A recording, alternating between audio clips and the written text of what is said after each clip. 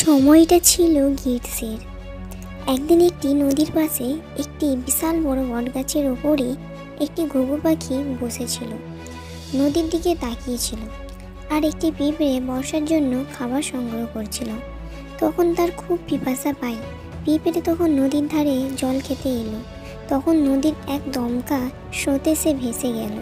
সে খুব চিৎকার করতে থাকলো আর বলতে থাকলো, আমাকে বাঁচাও, আমাকে বাঁচাও।